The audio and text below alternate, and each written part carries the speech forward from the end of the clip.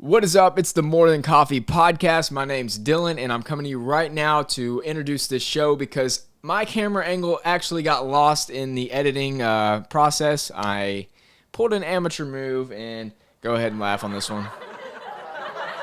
Yeah, it's pretty funny. It was an amateur move, but I went on a photo shoot, and when I was out taking photos, I accidentally formatted my card, lost the footage of my angles. So today you've got two angles. We've got Zach Stewart, of course, and then today our special guest is Matt Kiefer. Hope you enjoy this episode. You can also listen to it on Spotify and Apple Podcasts, and you'll hear my voice in the show, but you're not going to see my camera angle, and that's why. So just want to let you know. Thanks for tuning in. We hope you enjoy it. Here we are. We're back. We got More Than Coffee, the podcast, and today we got a special guest, Matt Kiefer. That's right. Oh yeah, thanks Yes, for joining us. sir. I mean, dude showed up to the podcast with the best shirt on, so I was like, I know this is about to be a good episode. So I'm liking the vibes. So this is where we just take it easy now. Yeah, this is where we take it easy. We're about to take it real easy here. We always started off with a little bit of coffee. Today, we've got this mocha pot I got in Italy, so we're about to try this out. This is not as strong as espresso, but it'll still give you a little kick. You just wanted to let everyone know that he was in Italy. Yeah. Yeah, I had to plug myself. Is that on the one you just got the trip? I just got this. We went to one of the touristy places, and I had to give him my dollar for sure. But let me try this. Let you try it first.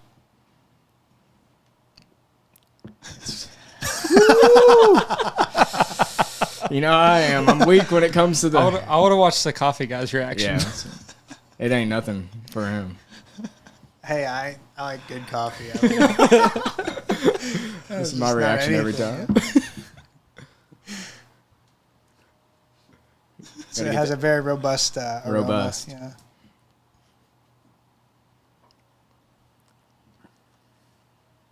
It's pretty robust. Robust? Yeah. What are we using here? Is this Nova? This is hold up, give me 1 second. I'm gonna go out of the frame just for this. Here we go. This is what we got. Okay, yeah. Straight from Italy. It's probably like the worst kind they serve over there. I just bought it because it was in the place. They're probably like, yeah, buy this. It's Italy. So is It's interesting though. Oh, look at the ground. Look inside there. It looks pretty good. It's like I guess they it's a lot finer than I would imagine. Is this an instant coffee? I'm not sure what it is. They use that in their mocha pots, man. I don't know. Is this specifically for mocha? Yeah. I felt like it was that looks almost like instant coffee. It's crazy. Very fine grind. It's like Turkish looking. Yeah, Turkish. Who knows? I'd say robust. Yeah, robust. Yeah. That's how apparently this is like the staple for like Italian homes over there. So Yeah. like if you don't have an espresso machine, this is what they're using to make their coffee. That's They have cool. they have like Keurig type things, but a little bit different. Have to do some more research on that. That's Yeah. interesting. Yeah, they're pretty cool. Anyways, we got Matt here, and Matt, you've got like a lot of stuff going on, and so we're gonna get into it a little bit. I feel like you could really run this show, honestly, with how much the stuff you got going on. So let's just get into everything that is with Imago Day to the Wolf Company and all that. Let's start talking about that because I think there's a lot of stories to tell about this kind of thing. So. Okay, so it's not just me by myself, I should say. Yeah. We can get Jerome on an episode. Yeah, probably. yeah. My partner Jerome, perfectly suited partner. Mm-hmm. I couldn't ask for a better partner. Yeah. He, I actually think about it probably at least once a day. Yeah. Yeah. He's not perfect, but he's the perfect partner for me. How do you want me to start from the beginning? I kind of want to know how you got into coffee because I know you're very knowledgeable about it, and that's because you've had so many years studying it, experimenting with it, roasting coffee. I want to know, I guess is the Wolf brand where you began? Okay, so the Wolf Coffee Company was the first thing we did with coffee. However, I didn't drink coffee until I was 26. Really? Yeah. Why? Because I actually share this at every espresso training with our people. Is because my first experience with espresso, in particular, was probably like most people's first experience with espresso. Yeah. Wasn't entirely different than this mocha pot. And so actually, I was probably 13 or 14. Yeah. I come from a split family, so my mom had custody growing up, and I have a brother and a sister. So every third Tuesday, it would be my turn to have a special night with my dad. And that meant we had $20 to spend however we wanted to, go wherever we want. And one of the things I liked to do was go to the bookstore in St. Louis. Yeah. The choices were Borders or Barnes and Noble. Barnes and Noble. Yeah, Classic. Yeah. So Barnes and Noble's still around. I don't see Borders anywhere. Yeah, I've never heard of Borders. It was also right around the time it started to become popular for bookstores to put cafes in. For the people who like to come in, look at books, maybe read the whole book in the bookstore. And so we went to Borders to look at CDs, actually. That's what I wanted to go look at.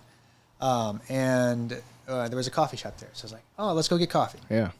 And I walk up to the menu, and I thought, I'm going to get some real serious coffee here. Yeah. And so I'm looking under espresso, and the first thing I noticed was there's no X in espresso.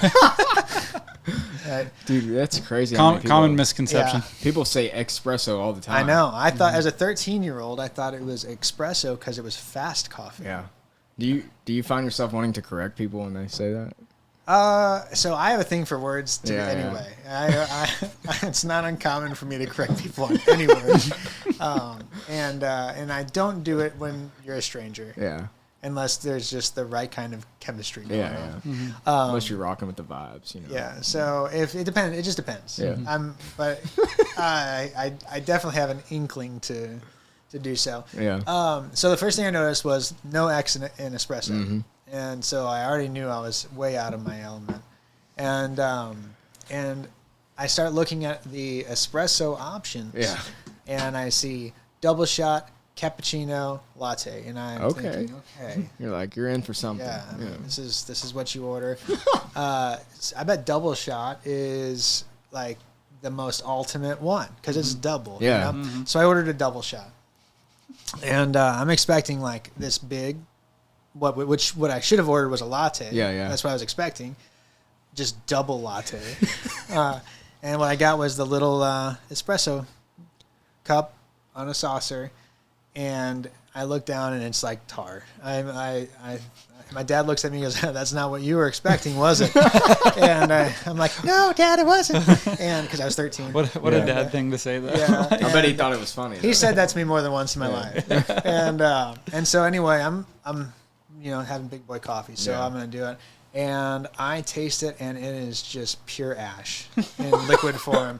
ASH.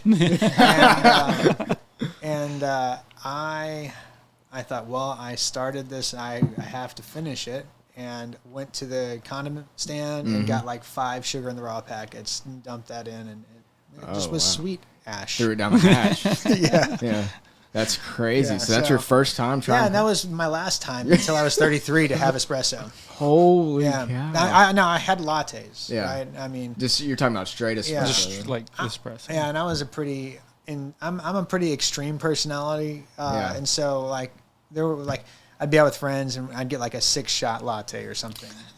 With double syrup, that kind of thing. But I didn't start drinking coffee truly until I was working overnights, and I was working 15-hour overnights 3 nights in a row. Where at? It's a place called Capstone Treatment Center. Ah, awesome I've heard of place. that. I've heard of it. They do amazing stuff there. Yeah. They change lives there. Really? Yep. And so I was a night man there, and I was drinking Rockstar energy drinks and 5-hour energy, usually both in the same night. And I was like, I gotta change this. Yeah.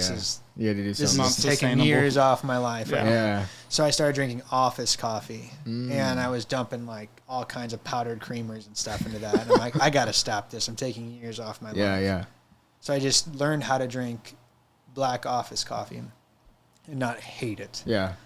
And then my brother in St. Louis, he brought me to Blueprint Coffee, and he said, you need to try a pour over from Blueprint. They roast their coffee. It's incredible coffee. Yeah. And it was the first time I tried a coffee and thought, whoa, this can be good. Yeah. And that's where That's kinda coffee started for me. Wow. I'm also 38, so this was Dude, that's this is what wild. I wanted to talk about. I Like really you did. saying that, people are gonna be watching this like, no way. Like, Well, that's crazy. I said I hadn't had it till I was 26. That was a while ago now. So you look like you're 26 now. Though. Yeah, no. it depends. It depends on when you catch me. How much facial hair I've grown out, or how Imagine many- if you didn't have all the energy drinks. How much Oh, more man, youthful I know. you'd be. Well, or maybe I'm actually more youthful because of the energy drinks. You know. Maybe. I don't know. I don't think think it works that way. I honestly think it was that ashtray you drank. Yeah. I don't know. Yeah, I don't know how much you want to hear about it, about that kind of thing. But when I was a kid, Yeah. I woke up like before my parents after a party one night, and there was a Pepsi left on the speaker, and I'm like, Oh, no. oh yes, and I take a big gulp and a cigarette butt Oh. straight down my throat, all the way to the stomach. Oh, And, dude. and that's actually what I thought about when I drank that shot of espresso. That's crazy. Yeah, I don't really share that detail. No, I mean, in that's, the espresso class, but Oh, did you throw up after that? I wanted to, but no, I have a pretty steel constitution. Dang. Yeah. That's wild. But you've got the stash going. I know that. You got the best looking stash around right now. That's not true. You don't actually. think so? No. Come on, I where's have- the curls at with it? Come on. That's the problem. Oh, you can't. That's the it's- problem. yeah, I mean it's. Let's get some very comments on coarse. that one. Yeah. Rate Matt's stash. 1 through 10. Give me any tips on the right mustache waxes Yeah. to use. Yeah. Dude, that stuff can get pretty intense. I've seen a lot of barbers trying to promote their waxes and Yeah. sprays and all that. I thought about on the way over here. It's time for me to shave this thing off. Really? Yeah, How Oh, long and- did you have that? about a year. A year? Yeah. Wanted to. I told my mom I'd give her a shout out. She wanted to tell me how much. She wanted to tell you how much she likes your hair as well. So maybe we can get all that going on in the comments too. Well, I The guess I hair, should the just say- stash, and the outfit. Everybody just rate it 1 through 10, and we'll hype Matt up there. Yeah, for sure. You guys are starting to embarrass me. Ah. So you have your espresso shot. Yeah. When you're 33, is that what you said? Yeah. Okay. So there's a gap there. yeah, There's a gap. let's hear about that. So at 26, I had been unmedicated for ADHD since 18. Really? And I felt like I was really spinning my wheels. And so I started working on kind of getting a good grasp on living non-medicated with ADHD. And so I started a morning routine that incorporated some tactical, relaxed focus and reading. And so what I would do is I would hand grind and do a manual pour over. And then I would go and put a record on and read while there was a record. And I would use Sigur Rós, which if you guys haven't listened to Sigur Rós, that's excellent music for studying, for reading, or just wanting to enjoy life in general. But it's Icelandic. And so the reason I chose Sigur Rós is because English words won't hijack my mind. Yeah. Right? It's just like another instrument. So I started doing that for about 4 years. Wow. And during that time, I also came to terms with that, although I'd been avoiding it for most of my adult life, business is kind of where Yeah. I'm made to be. That's what I'm called to do. And so I met Jerome at Capstone. He became a night man while I was one of the night staff managers there. And he worked as a night man for about a year and then took a different position within Capstone. Yeah. And we were waiting in line for the iPhone 6. iPhone 6. Yeah, at Didn't they have like a AT&T. 6S too or something? Oh, yeah, that's when they were doing those every other year things. 6S. And that was also when people were kind of no longer starting. They were phasing in the pre-order stuff, but it hadn't caught all the way yet. Yeah. So the Apple Store still had lines. And we didn't want to drive to Little Rock, so we just went to AT&T at like 4 in the morning. No one else showed up. That's hilarious. AT&T store. And I actually had to pre-order mine anyway because I wanted the maximum capacity, and Oh, they didn't yeah. have any in stock. Of course, they Yeah. never do. So I waited in line to wait another 2 weeks anyway. So 4 a.m. I waited in line Yeah. where there's no line That's to wait 2 more weeks anyway. So That's awesome. yeah, so we did though have a conversation there that allowed us to realize we have some very similar business philosophies and values. And we decided we didn't know what we were going to do. Am I having a hard? No, you're good. You're totally fine. All right. I didn't know what we were going to do, That's good. but I I knew we were going to do business together. Yeah. So we started off trying to explore what we were going to do. We thought real estate was going to be the way to go. Yeah. And then we came up with this really exciting, way out of the box business plan. And I told my wife, Amber, I told her the other day that I don't want to do anything unless it's just going to be something that could be amazing. Yeah, yeah. And so that's what we started down this path. And coffee was a component. Did he have any like? Jerome could probably tell us more too. Did he have any like prior like experience or like with coffee that kind of like aligned with? Oh, absolutely not. Oh, okay. No, none at all. Okay, so then that stems my question of like, so you're talking about real estate, and then you just like get to a component of coffee of how you're going to do this. I've got it. Like, what do you? Okay, so neither one of you had like that experience, though, right? Yeah. So part of the plan is still top secret. Yeah. Okay. Yeah. Of what we're doing, but a component of the plan is coffee. Yeah. But at the time, it was just this little small component. Gotcha. We weren't going into coffee. Uh-huh. Okay. And so it was just like an interesting mix within the master plan. Mm-hmm. Okay, cool. That makes more sense then. Yeah. And so I was growing a passion for coffee, but that was on an individual level. Yeah. Enough to include this component into the big plan. Yeah.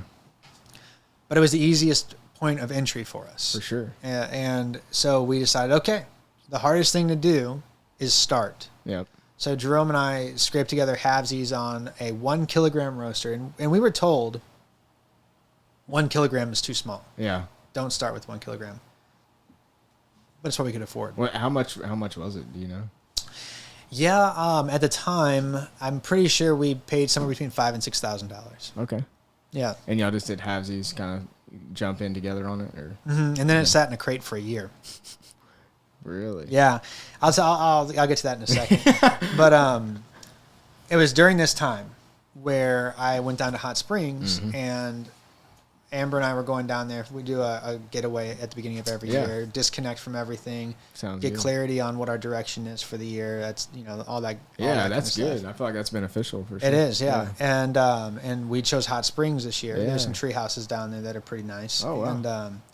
And whenever I travel, I always want to go to the local coffee shop. I'm the same way. Yeah, you gotta go check it out. You can guarantee that you're going to at least get some heart in whatever is happening. Well, what's your go-to when you visit? Like, what are you gonna order? Do you like just decide when you get there, or do you kind of do you like to try the same thing? So coffee shops all have feels, right? Yeah. And if it's like a cozy coffee shop, but they're kind of using some old kind of beat up espresso machine, and you can tell that they're not putting much effort into the equipment that they're using, I'm going to get a latte. Okay. And what I'm going to do is I'm going to ask, what is special to what you guys do? Yeah. Because if they're not putting a lot of effort into their equipment, they're probably not putting a lot of effort into their execution. Gotcha. Right. If I go into a place and they're using, it doesn't have to be brand new stuff. Yeah. But if it has to be maintained. If they're maintaining their equipment and they're using stuff that's a little bit better than passing fare, then I'm gonna get the idea. Okay, they're actually putting effort into how they're getting to the coffee. And that's when I'll say, what do you guys have on pour over? Okay. And if I'm really feeling adventurous, if I'm going to an excellent place where you when you walk in the door, if you're in an excellent place, I'll maybe do a double shot. Really? Yeah. You go back to it because of Hot Springs. Yeah. So going back to Hot Springs, Red Light Roastery. The guy's name is Adam Moore, and he has a little coffee shop in Hot Springs called Red Light Roastery. Really? Yeah. And is that a red light? I don't think there's a red light there. And he had just recently started roasting. Right before we had visited there, and he was roasting on a I think it's a 10 kilogram or maybe 12 kilogram roaster that he bought in Minneapolis, and he had bought the 1 kilogram roaster. In fact, he was the one who said it's probably not a great idea to buy a 1 kilogram roaster because he had started roasting coffee, and 6 months later was up in Minnesota. He drove up there to buy whatever he could get that was bigger. Anything that wasn't Wait, a 1 kilogram. So are these like for people that don't know, are these like the size of the units or? So most roasters are sized by kilogram. And it's 1, 3, 5, 7, 12. And then they go up to like 150 kilograms. Really? Yeah, you can, or more. I think I've seen 170 kilograms. How much do those usually run? Like 150 kilogram ones? I have no clue. That is in a different universe. That's probably like higher. That's a size of roaster that we'll never buy. Yeah. Because of the type of roaster we are. That's massive. Is that something like West Rock's going to be using, or theirs is even bigger? Yeah, that's the kind of stuff that's happening Really? there. They're West Rock's roasting like 50,000 pounds at a time. Oh wow. Yeah. So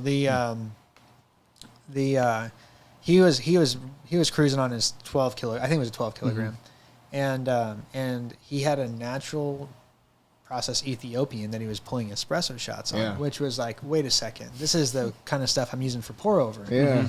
And so I for the first time since 20 years later, I know I was 33 because my wife was like within months of having or giving birth to our son. And so I tried the espresso, and it's like a fruit explosion. Really? Yeah, that ashtray is not there anymore. Wow. And I thought, whoa, it's different. You can make good espresso. Yeah. And that's what opened espresso up. Yeah. Back up to me. A lot of people don't know about that. Will you talk about kind of like notes within espresso? Like, even people that work for me at this point, we don't go into a lot of that at this point. That would go over their head. I mean, it goes over my head. Yeah. I'm trying to like train people. So like it's until you've had an experience like that, you have no clue like what espresso can be. It's pretty crazy actually though. Yeah. And so I equate it to music. Yeah. And I think it's an analogy that you don't have to be huge into music to get it. But to me, it's the easiest way to describe finding the notes. Really? So in music, when you first hear a song, let's say your band or what an artist that you like drops a new album and they release their first single, you hear the song and you kind of immediately know, I like the sound, or I don't like the sound, or the sound's okay, or the sound's not compelling. You get kind of your precursory idea of the music. But let's say you really liked it, and you listen to it again, and you're starting to kind of get some of the words and understand and have that memorized. After your fourth or fifth listen, all of a sudden you're singing along, the song, and all of a sudden you hear a vocal harmony that you didn't hear before. Because you're singing along, and then as you're singing, you hear that harmony kicks in. You're like, whoa, it's been there the whole time. Yeah. But it was under the sound. Yeah. And then you all of a sudden start hearing your layers of guitars and your layers of different instrumentation, maybe some percussion. And it's not all that different to me when finding the notes in both the aroma or the coffee itself and the tasting note. Wow. You have to kind of get past the initial, experience of this is the way coffee tastes, right? I think that's the hardest part whenever I've done cuppings with people. Most people don't like I hear people all the time like, oh, I like this coffee better than this coffee, but like when they tell you why, it's usually with the sweetness and because they're usually getting lattes with a lot of sugar. Right. Yeah. Yeah. And that makes it difficult. Also, the added layer of complexity when you're cupping or tasting coffee is it has to be good. Yeah. When you're dialing in an espresso recipe, if you're not dialed in and you're trying to assess the strength of your dose, you're going to taste. It's all going to taste bad. Yeah. But the stronger is going to taste worse to you than the weaker dosed coffee. That's weird. But it's actually probably pretty similar to the equal level of bad. One's just stronger. So there's a whole lot more you kind of have to get through before you can even start pulling out the stuff. You have to get to where you like the coffee. Yeah. Which like if you like a song, to go deeper. Right. That's interesting. Yeah. I mean, that's the analogy. I like that analogy. I think it's pretty good. I mean, it's crazy to see like how you go from that one experience at 13 and then to like trying it again at 33 and be like, wow, this is like, there's actually a good way to do this. Yeah. and by then you kind of already were learning about it and knowing like what was going to be good. And I do the same thing whenever I travel too. So like I have a go-to. Like if I go to a place and it's kind of like what you were saying where you're not really feeling the vibe or whatever, I usually just get a vanilla latte. Yeah. And you can actually judge. I've gotten pretty good at judging if their espresso is actually that good or what kind of processes they have based off their vanilla latte. I'm pretty sure you ordered a vanilla latte when you came into Imago Day the first time. I did. Yeah. I promise you I He did. always tells me to get a vanilla latte. It's so much easier to judge it. It's weird because every time I do it, I do see a difference in a lot of places. It tells you their sugar ratio, the milk ratio, the espresso strength. If you get it hot, it tells you their skills because you can get the texture. It's crazy. Yeah. But then if you I went to Dallas a couple years ago, and it's one of my favorite cafes I've ever been in. I went in and I was like, oh man, I was just looking around. They were roasting their own chocolate, roasting all their stuff in house. Like you could watch everything. I was like, and they were manual pulling all the shots and everything. So I tried like 4 different types of espresso when I was there At one time. Yeah. Oh right. Yeah. Oh yeah. I was geeking out. Yeah. I was like, oh man, look at all this, Yeah. So I ended up getting them hot mocha at the end of it.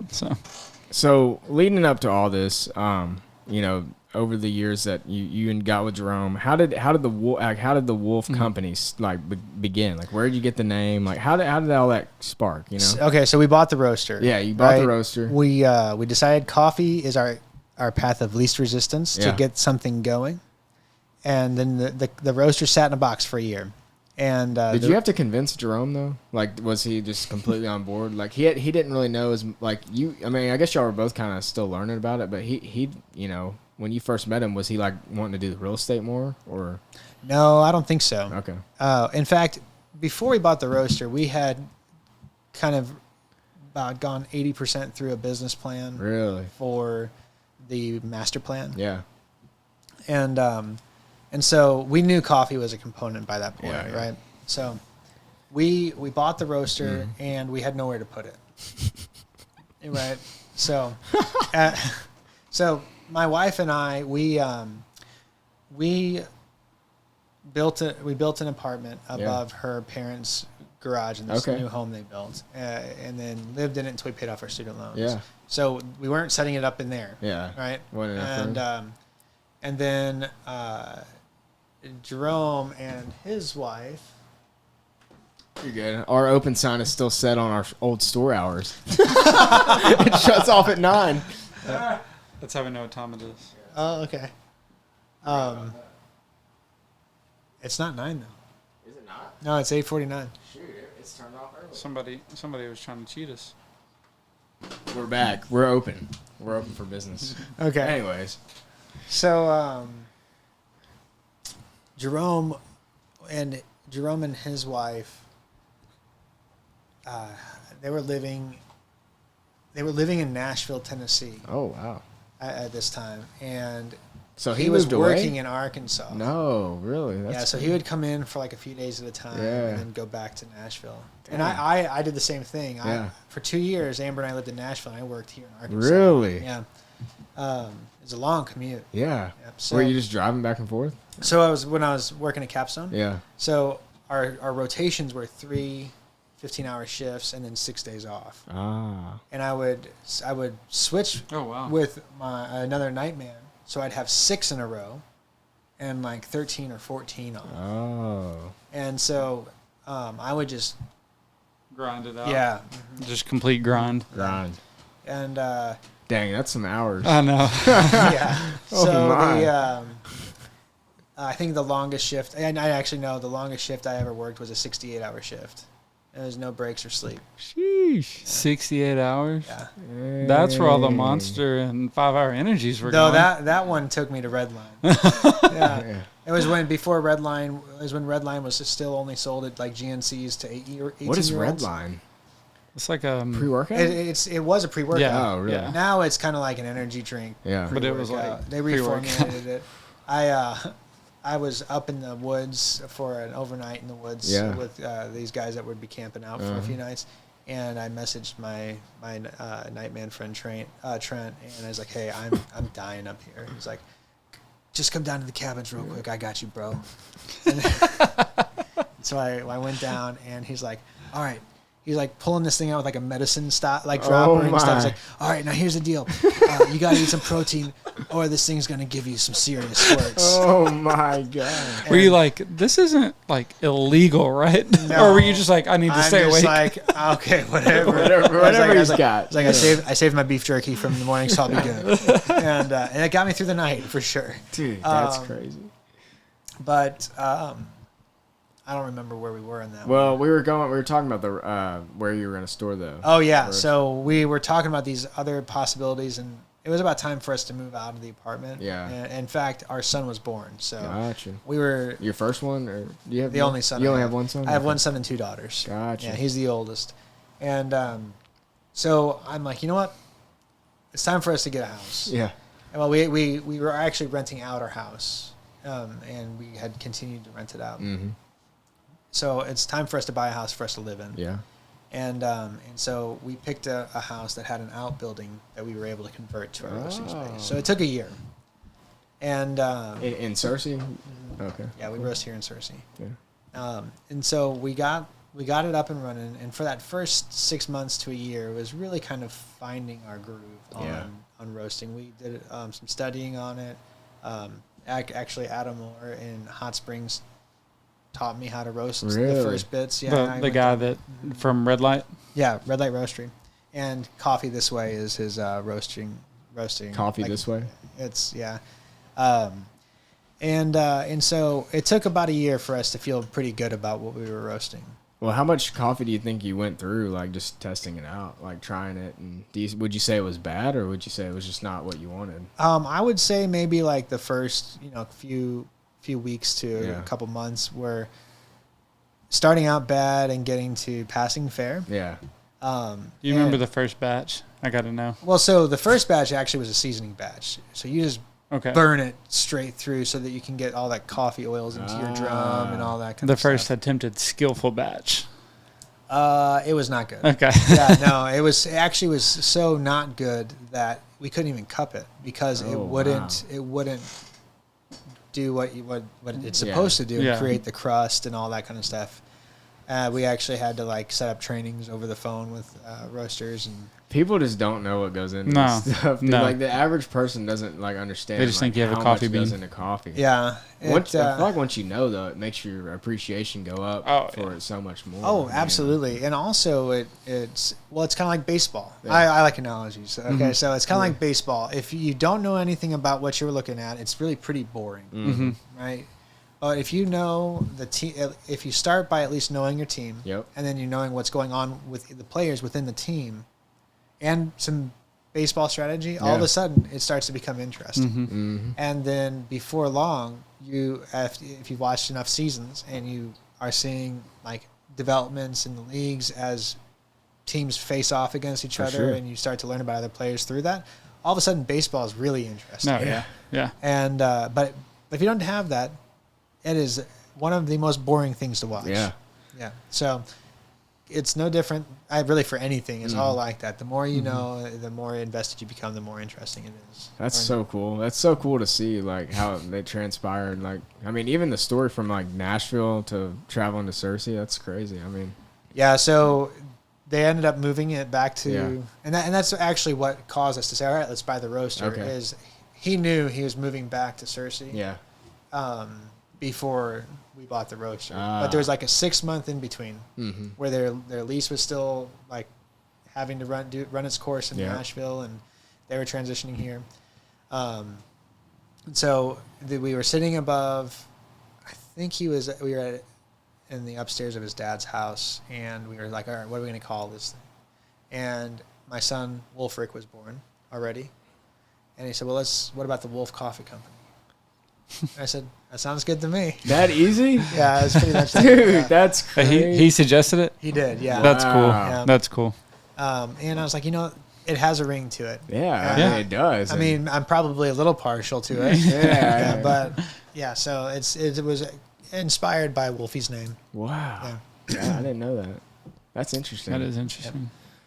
That's awesome. I mean, and it looks cool too. I like the logo. I like the vibe that y'all have on even the current bags. I don't know if you're changing them or not, but yeah, every time we get new bags, it's a chance to kind of refine the design. So our first bags were just a matte white square bottom bag with side gussets, and it was a gold foil stamp, very simple. And along the way, we just kind of really started feeling like we want some color involved. Yeah.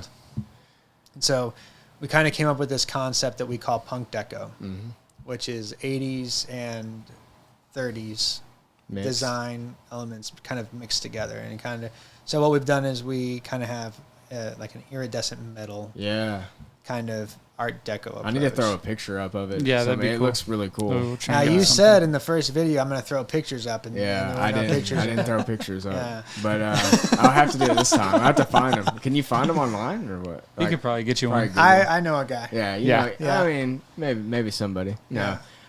So then y'all bought the roastery in town like then too? Like the one you have now? No, that came a little bit later on. So we roasted for about 2 years. From the house. In the outbuilding, outbuilding, not in the outhouse. Outhouse. No way. You don't want that coffee. Health code gone on there. That'd be a lot of the ashtray for sure. You don't want any beans from the outhouse. So anyway, where is the wolf? Outhouse. Anyways, where is the Wolf Coffee Company at now? Like, what are you guys doing? What's up next? Where? Well, because we got Imago Day, so we gotta hear the mix here. So coffee started as a small component of our secret plan, and now it's the main component of our master plan. Oh, that's cool. Yeah, so the secret plan is still our secret plan, but that's now a minor component. That's like this is gonna be fun to do as we pursue our master plan. Right.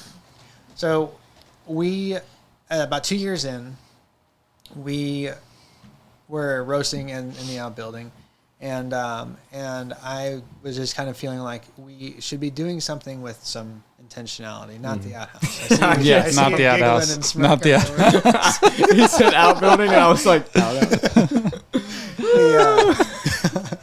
That's Starbucks gone. I felt like we had a great purpose and a great vision and plan of where we were going. Yeah. But I felt like there was opportunity for us to pursue something with a little bit more intentionality along the way.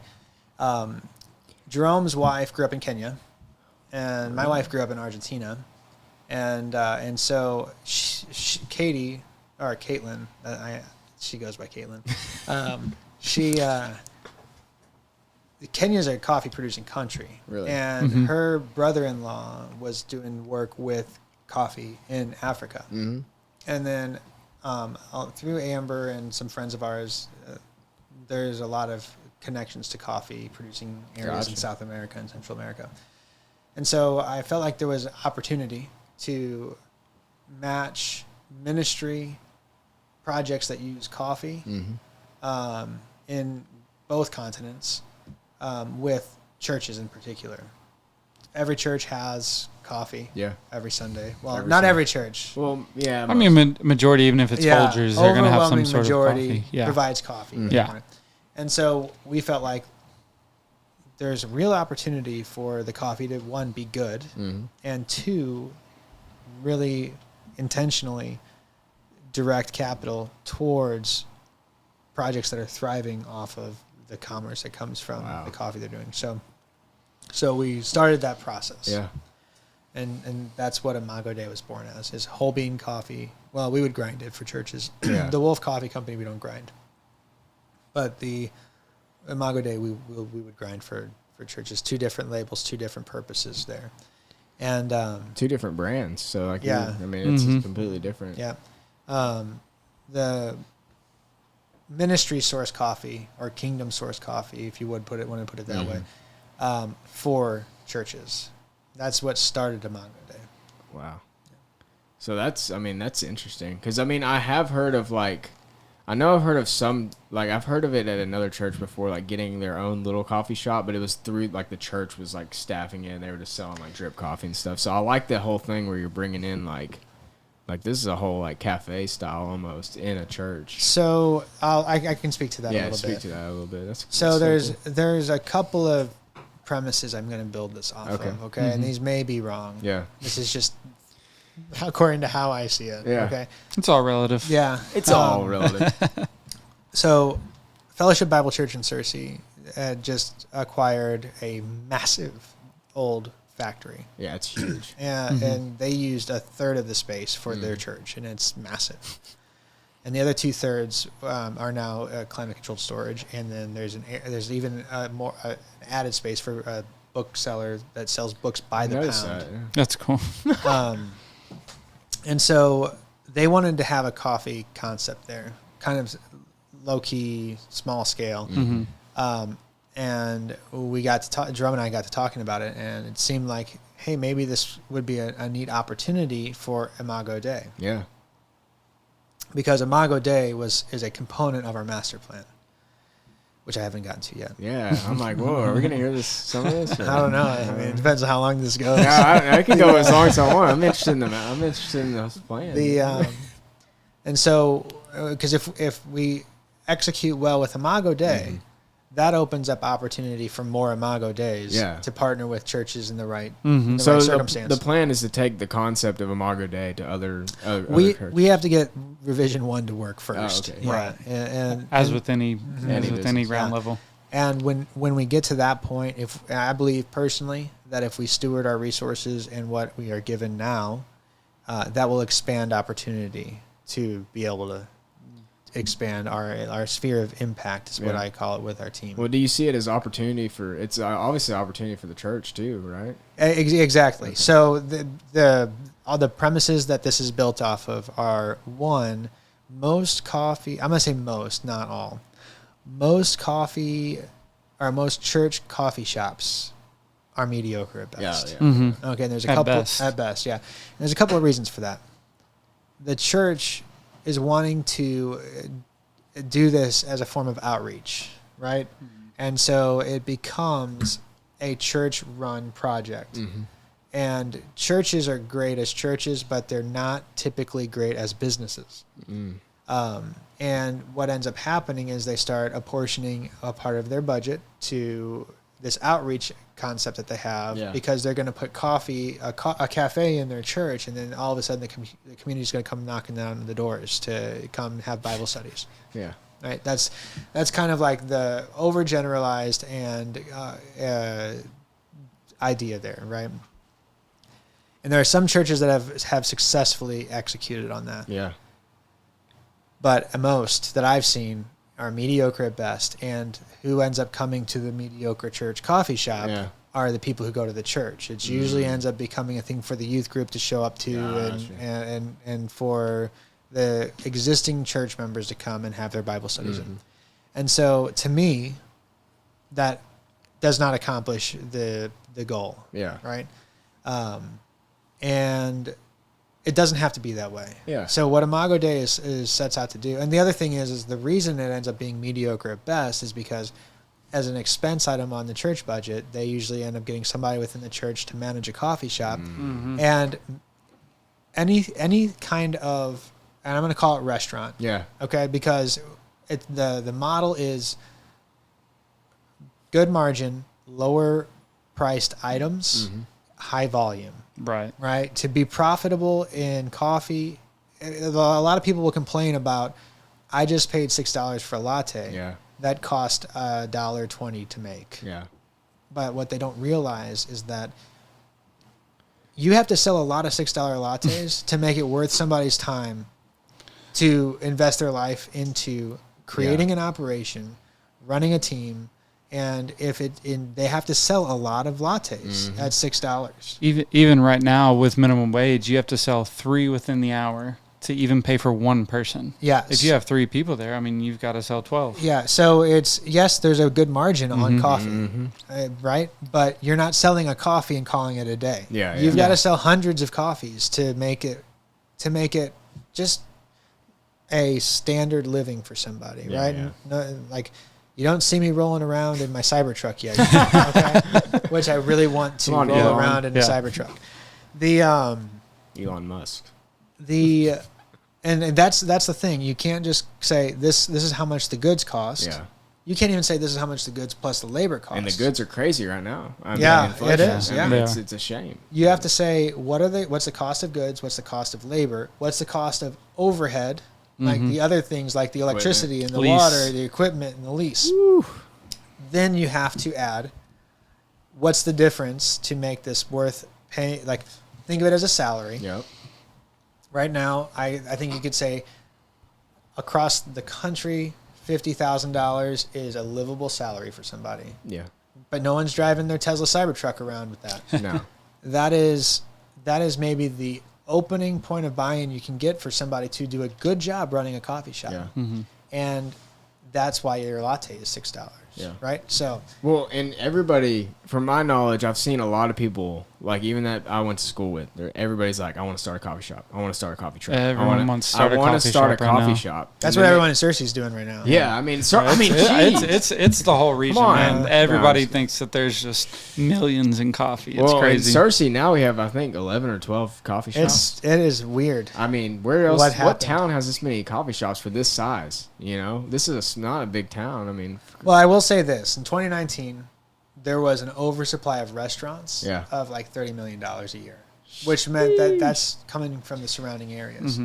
And so, I think that we'll find that a lot of what's here is going to be able to survive because it's going to draw from the surrounding areas. I don't know how much there is to draw from the surrounding areas. I don't know. What surrounding areas are you talking about? Well, that's going to be going maybe as north as Newport and as far south as Cabot. Really? Yeah, but I wouldn't go beyond that. You know, that's interesting. We're trying to get down to Cabot sometime.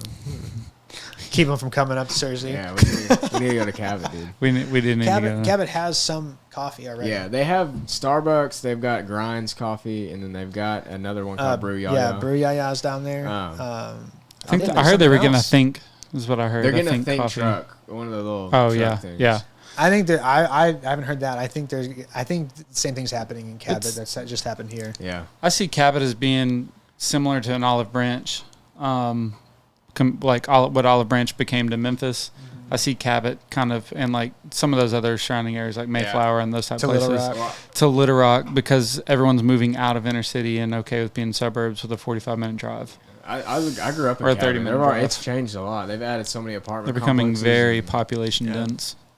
But the traffic there is like, I mean, they just got a Freddy's though. I wish we could have gotten in there when Freddy's just got a good spot. Yeah. Right there in town. They paid for it too. Oh, I bet they did.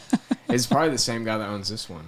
It is. It's he owns multiple Colton's and Freddy's franchises. He also just bought into a coffee shop. His boy was on our T-ball team this year. Oh, really? Yeah. Oh, that's well, the operator or the like physical owner? Operator. Okay, gotcha. Well, I don't know what the difference. I don't know if there's a total distinction of difference there. I'm pretty sure it's the owner. He's like, so what this guy does, he's been very successful on it, is he will buy the franchise and get on the banknote, and then he will go and find an operator to become a business partner in an individual franchise. He's almost sub-franchising. Okay, gotcha. Yeah. He's in a Colton. You can do that. Yeah, it's Colton's, Freddy's, lots of other businesses that he's done that with. He's doing it with our competitor in Batesville right now. Yeah. So the going back to that whole thing, you have to sell a lot of coffee. Yeah, you have to make it worth your while. But people will complain. I know what you're saying, because I hear people complaining all the time. Why is this coffee $8? And after I add all this stuff in it, or what I'm saying? But they want like extra chocolate, extra stuff, extra shot. They complain when you're cheaper than everybody else too. Yeah. Yeah, I've seen it on both ends. Starbucks has gone up like crazy. I mean, geez. I feel like Starbucks went up before everybody, but they don't get I feel like they still don't get as bad as rap as like smaller cafes. Yeah. The expectation for Starbucks is that it's going to be expensive. Like when they have from the very start, and actually I'm grateful for Starbucks because it's because of Starbucks that coffee is what it is today. Yeah. It's branding clout kind of. From the start, they've mastered that. Starbucks was synonymous with paying a large amount of money for a cup of coffee. And that was even Howard Schultz has said that was super intentional. Yeah, and that was in the time of like 50-cent gas station coffee. That's what people were used to getting. Yeah. It's like $4.50 for a latte. Yeah, you know? yeah. But then they tried it, and it wasn't what they were used to. Mm-hmm. They've paved the way for a lot of what we're able to do too. Yeah. I actually worked at Starbucks. Yeah? For a year. Unfortunately. Before everything was automated, or it was after? everything's automated. Yeah. Weirdest thing ever. Going from automated to like where I'm at now with Nova Joe's, where it's a lot different. It's been crazy. I think the last time I was at the airport, I got a Starbucks. And it was the first time in years that I had gotten Starbucks, and everything was automated. Yeah, it's all automated. It blows my mind watching it. I'm like, yeah, it's weird. Like, I didn't feel like a barista in there, man. I was like, I'm just hitting a button. Well, I mean, to a certain extent, you aren't much of a barista at that point. No offense to. But they give you this Starbucks pin. baristas. Like, if you get trained completely, they're like, oh, you're barista certified. I'm like, I don't feel like I know. I'm just hitting a button. Well, you know? let me ask you a question. Yeah. Did you know how to distribute grounds and tamp a portafilter? Oh, no. Then I don't know how you could say barista I don't certified. understand how you can don't barista have to certify somebody. Because all you do at Starbucks, it's so automated to where you hit the shot button. Yeah. And you pull it, and all you do, because you fill in the beans at the top in a thing. Yeah. Almost like you hopper. put in a grinder. Yeah. And so then it filters that through, and then you hit the button, and then once the grounds drawer is full, you just take out the drawer and dump all the pucks. Like, you didn't tamp anything. Yeah. It's even taking out their pucks at the end of it. You just dump the drawer. They don't have to even take out Yeah. pucks. So, yeah, that's I don't not understand how you can barista that's not certify exactly somebody. being, barista No, I mean, like you certified. said, no offense, but Yeah. I would love to see someone that has only been in that environment come to a cafe that's barista certified and try and watch them interact with no direction. I think one of the biggest things Starbucks has done that has really brought them in a lot of money is the refresher side of things, Yeah. especially in the summertime. Yeah. Well, their ability to pivot to niche things and get people really excited, like pumpkin spice and stuff like that. I do like the pumpkin spice. I also do like pumpkin spice. They've been Not really above it. good at building that elite demand status for an extended period of time and then taking it away from you. Yeah. I actually don't like the regular roast that I like their blonde espresso better than the other stuff that they're using. Yeah. I don't know. I feel like their coffee tastes it's a lot more, it's bitter to me. Well, I think that the way that they approach it is very intentional, and that is they're not looking to bring out the qualities of the acidity of your espresso. They're looking to have, whether you go to Starbucks in Beijing or Starbucks in New York City or Starbucks in Searcy, Arkansas, it's the same exact whatever you're ordering as wherever. And so to that, there's an intentionality they have of, we'll just say, roasting deeper into their roast development. That's weird. And off that point, 20,000 units kind of speaks for itself, though. No, there's 20,000 of them. Yeah. What they're doing is great. Yeah. It's a great business model. Yeah. And it's insane to think and about. it's just a different approach. Yeah. Like that mocha pot of yours. Yeah. Different approach. Different approach. Yep. You know, the one company I can't, like, I respect where they're at, but I do not drink the coffee from there. I don't even consider it like very good coffee at all. Dunkin'. I like their donuts. Their donuts are good, donuts. but the coffee, it tastes like. They've leaned into their coffee a lot more, too. Do they actually use espresso, though, or is it just cold brew? So they do now, and I thought this was so interesting whenever I was starting to learn about coffee. I was reading about, like, the top guys, and so Starbucks, and I was thinking there was going to be some other big, like, coffee company. The number 2 coffee seller in the world behind Starbucks was Dunkin'. Oh, people love Dunkin' Donuts coffee. And it blows my mind. And at this time, I think this is 2019, it's probably actually increased more because they've leaned into it. They had done a study, and the coffee had accounted for 63% of their revenue. Wow. In a donut shop. I can't help but think that it's because they're eating donuts and drinking coffee. I can't help but think. And they dropped the donuts from the name, didn't they? Yeah, that way they could try and brand more into coffee. They wanted to lean into it because they saw that they were losing traction on the donuts. I mean, they've cut a ton of flavors, too. Okay, as a matter of fact, the best donut in the entire world. What is it? It was the butternut donut. Butternut donut. Never heard of it. This thing was a 410 calorie donut. All right. The exact California. And I'm down to try to ever bring it back. And For one donut? and you couldn't get it at every Dunkin'. Really? It was the white whale of donuts to me. The white. Yeah, and it was a cake donut, and I'm pretty sure there was like some nutmeg in it. Like it was almost eggnoggy, just a little bit. Covered in glaze, covered in sugar butter crumblies, covered in glaze. Oh my gosh. That was the sad. You need to put that up on the screen. Put that on the screen. Because that was a sad thing to see. When was this? How long ago did they phase it out? I don't know, because the last time I had one was before 2019. There's a global butternut shortage? That's They made that up.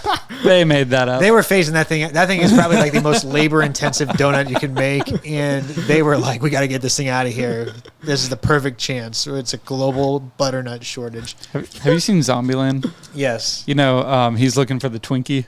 Yeah. That's what I'm getting that kind of vibe from you with this donut right now. It does look kind of good. I'm gonna just be real vulnerable with you guys. I have eaten at least 6 of those at once. At 410? Oh my goodness. Yeah, at least. It's because it's like when you find It's like a hamburger and a donut. When you find them, you got to get them. It's like a national You treasure. ate 6 in one sitting? Easy. At least. I said at least because it. Because that was less embarrassing I than know more that than I 6. bought a box of 12. And I ate at least 6 of them at once. Dude, I that's did awesome. eat all 12 over time. He was gonna leave that part out. You getting behind the crumble cookie trend or what? Look, I told you I'm an extreme personality Yeah. with things. So what's the crumble cookie train? Everybody's going to crumble right now. It's all over like a big social brand media. right now. Everybody's loving the new crumble cookie. It's not really new. It's been around for a little bit. It's fairly new though. Is it like a thing you add to a beverage, or No, is it? it's like a No, it's business. it's a brand. It's called a crumble, brand. It's a crumble cookie brand. Oh, I have seen that. It's kind of like Yeah. Insomnia cookie, but better. I think someone was talking to me about how people are franchising these things everywhere. Oh, they're everywhere. They just got one in Conway. Jonesboro. Yeah. Jonesboro's line is still crazy. They opened, I think, a couple months Crumble ago. cookies. It was two guys. I think it was two guys that started this actually. Last Saturday, I drove by Jonesboro's, and I know for a fact they've been open a month because I went about a month ago. Yeah. The line was out the door and 3 storefronts long. Why are we opening a crumble cookie here? Yeah, I know why I'm not. Yeah, Somebody should be. It looks like a very like feminine brand, and then you look at the people that started it are 2 guys. Well, that probably goes into brand research. Sawyer, Hemsley, and this guy right here. Yep. I think a lot of it blew up on TikTok, honestly. Honestly, I'm really not a cookie person. But you give me a butternut donut, I'll go to town. It's over. Yeah, I'll go right to town. I do like donuts. I had a question for you, Matt. Yeah. So, with the Wolf Coffee Company putting in hours, like all these test runs, find your coffee, and you guys find what you really thought was special, right? I don't know if I would say that. Okay. Because every bean is different. So you're still working. Once we got a hang of how to find what we think is special in the bean, and roasting is science and craft, right? Yeah. There's 2 different approaches that people take to it. You have the old school roasters that smell. They do it by time, temperature, and smell. Humidity. And now anywhere you go, you're going to see a computer screen tracking a roast profile. That's so weird. And that's cool. a very scientific, very measured out way. Quality controlled. And to a certain point, it's kind of sad a little bit because it takes out some of the like mystery of it. It's and kind of like learning a magic trick. Yeah. And then and just making it very methodical.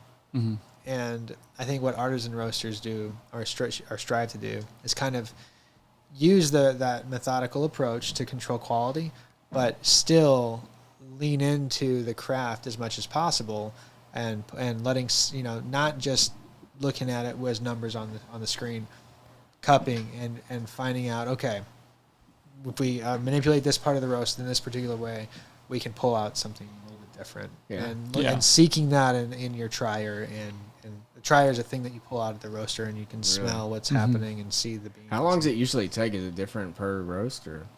An average roast is going to fall somewhere between 12 and 15 minutes, probably. Really? Probably, yeah, depending on your bean. Okay. Yeah. Well, you kind of almost answered my question before, like I was going to get to the next part is like, do you feel like with that company and with Imago Day, you're like constantly refining your product, your process, and your people? Yes. So I think the biggest advantage to having both going on is that we get instant feedback on a number of different extraction methods.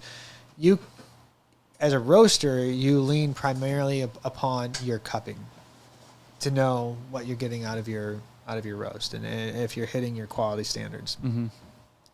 However, there's an added element of whatever you cup will come out still different in espresso or over pour over or in your batch brew or as cold brew. And so you get having your roasting component and having your coffee shop component allows you to really marry those two together and really get to know your bean better. And then in addition to that, in knowing the what and how of, say, how espresso works and what's happening with espresso in conjunction with what's happening with your roasting, then you get an added layer of depth into really how to make both of those work even better. Wow. I would say. That's Is that what you're asking? Yeah.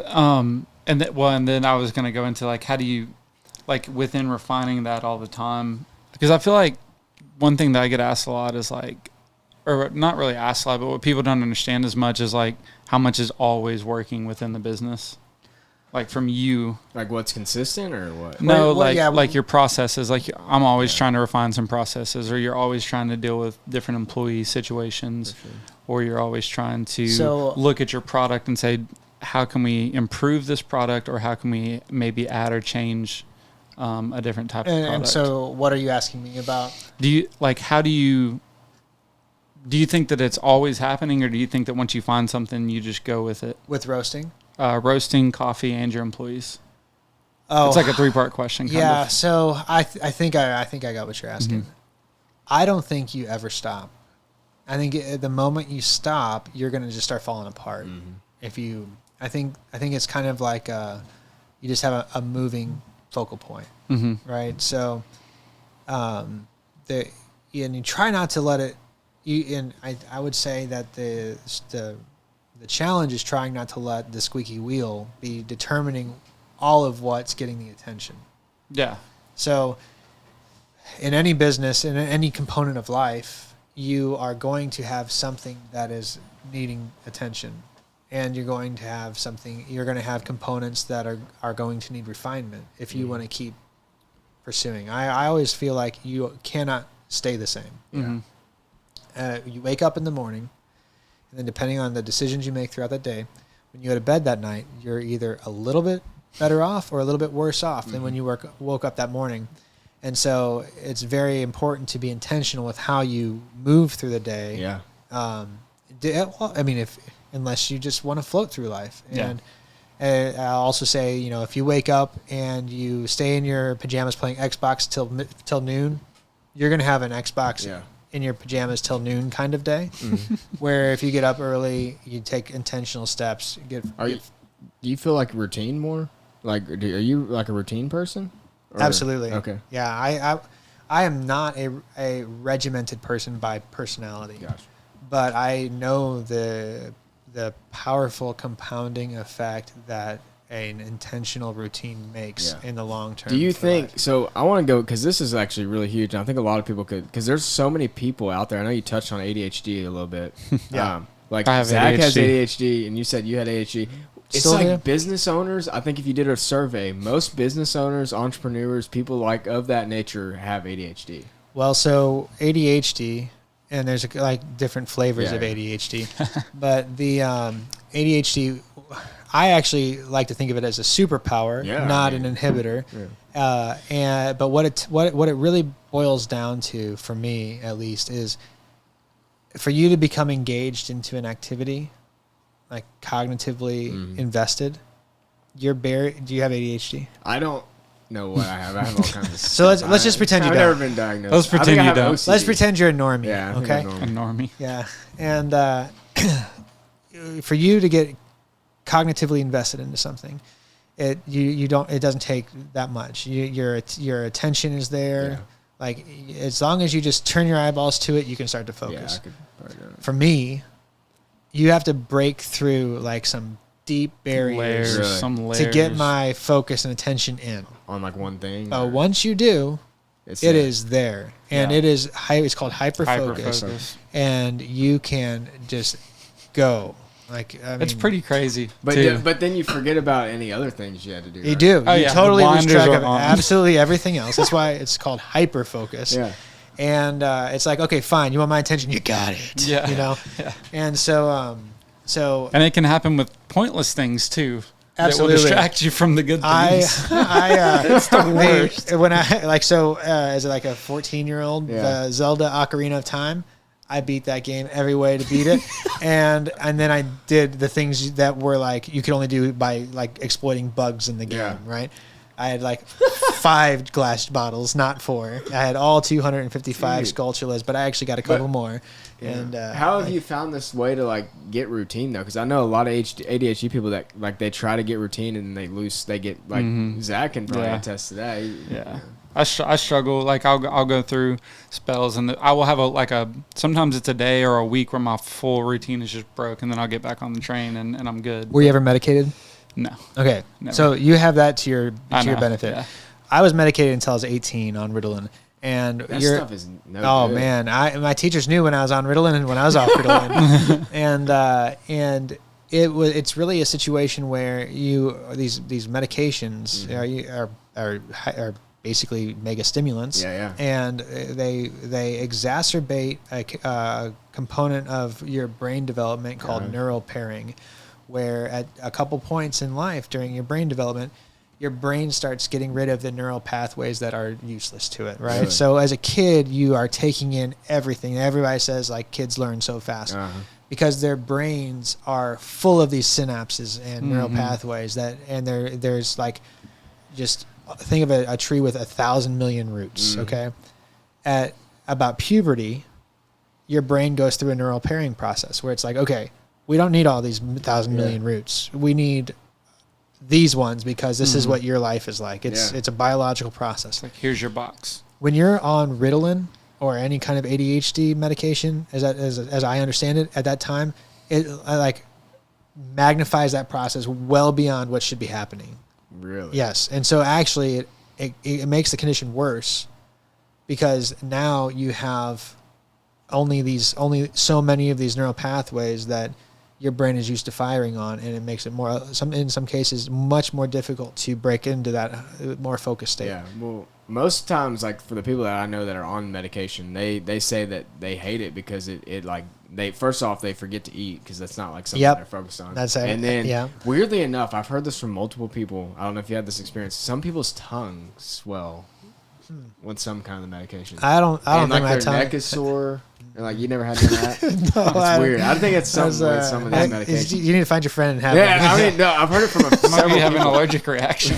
I don't know, dude. I've heard several people be like, I don't know if it like gets you so focused to where like you feel drained after it or what. I don't Like, know. when you come off of it. Well, or- so it turned me into a zombie. Really? Yeah. So if I was unmedicated at school, I was talking Everywhere. I was.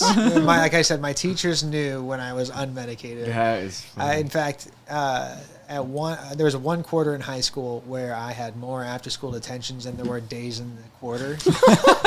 And No I wasn't way. a bad kid. I Yeah. just was. I mean, I was Talking. off the walls. It's Yeah. bonker.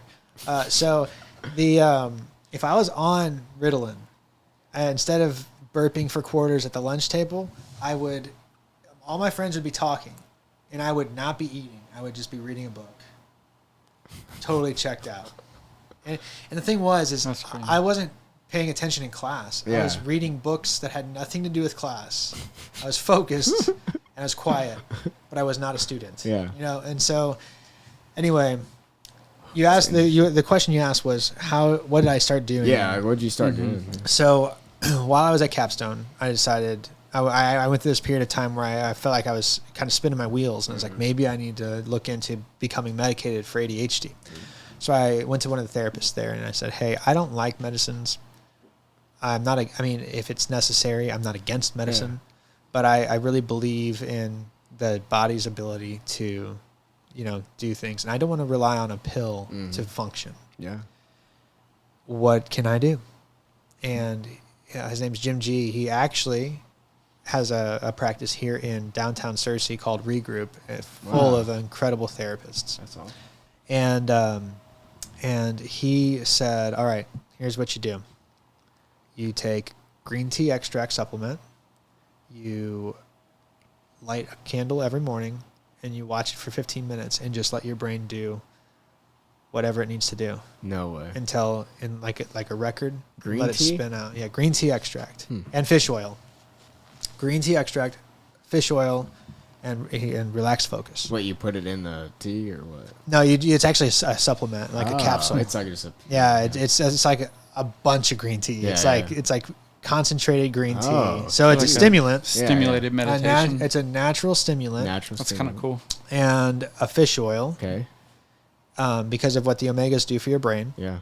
And then 15 minutes of relaxed focus every morning.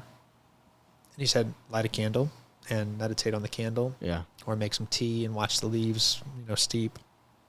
The loose tea leaves, Really? And so I started that practice, and that's what evolved into my morning practice with reading.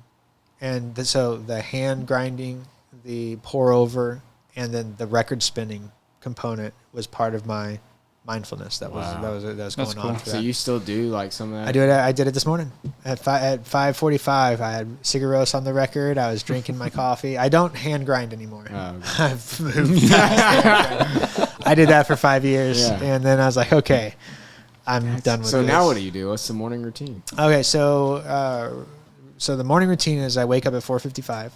Whew. Yeah, it's getting late. Yeah, this is I wake up at 4:55. Yeah. And then exercise for 20 minutes. Okay. And then I do mindfulness or meditation for 20 minutes. Mm-hmm. And then I read for the rest of the time. Like After what, my are you reading like specific things or? So, yeah, my morning reading is nonfiction. Nonfiction. And it usually is development related, leadership related, business related. Sometimes I'll read a biography. Yeah. Something like that. But the morning reading is specifically purposed to work harder on myself than I am on my job. Yeah. So you're not like looking at your phone first thing? No, the phone won't come off of its do not disturb till 6:30. Okay. And that's when I do a Spanish lesson. Wait, what? Spanish lesson? So Amber grew up in Argentina. Or Chile, actually. Yeah. She was only in Argentina for like 6 months as a kid. Yeah. She was in Chile for like 6 years. Yeah. So she's fluent. And She's fluent in Spanish? Yep. Wow. And we want our kids to speak Spanish. Dude, and, that's cool. And, That is cool. And as we start sourcing coffee, Yeah. I want to be able to converse in Spanish. Yeah, I took 1 or 2 Spanish classes in high school. I don't remember anything but Duolingo. I was on that. That's what I do my Spanish lesson on. Dude, Yeah. It's that's actually some good incredible. It's an incredible learning platform. Dude, I need to get back on. I was a Spanish minor at A-State. Really? Yep, with my nursing major. I just won the Diamond League yesterday. I'm sorry. I just won the Diamond Tournament yesterday. You have to get to the Diamond League, then you do the Diamond Tournament. So you do a Spanish lesson? Yeah. That's At before least 6:30 or? Yeah, that's at 6:30. At About 6:30. yeah, it depends on how far into my reading I Okay. am. By so yourself you're reading or with Wolf? The Spanish or the lessons or what? The Spanish lessons. So the morning ones, Wolf better not be up there right at 6:30, but he does almost every day. Come around 6:45. I'm like, go back to your room. Your alarm clock is not green yet. That's funny. We're actually like, come here, buddy. Hug him. Yeah. Say I love you. Happy to see you. I'll go back to your room. Your alarm clock's not green yet. Yeah. But I do Spanish lessons with the kids in the evening for that double XP. That's cool. Dude, that's so cool. So it feels to me like, I mean, you're doing a lot of stuff as far as like with the Wolf Company and then also with Imago Day. You're a fairly busy person. I should say we're not the Wolf Coffee. I mean, we're not the Wolf Company. What is it? We're the Wolf Coffee Company. Wolf Coffee. Yeah, we don't sell any wolves. My mistake. Yeah. My mistake. Wolf Coffee. We sell Company. coffee. Yeah. Gotta add plug his branding. Wolf Coffee Company. There you go.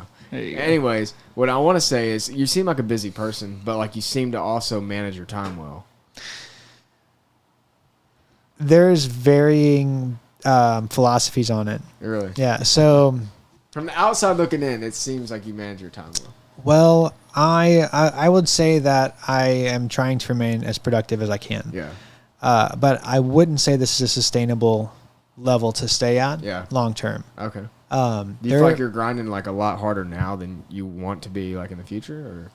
Absolutely. Okay. Yeah. So do you feel like it's necessary to cut you off? Do you feel like it's necessary right now to achieve what you want in the future as well? Absolutely. Absolutely. So Dave Ramsey, he has this popular saying, "Live now like no one else, so later you can live like no one else." Mm-hmm.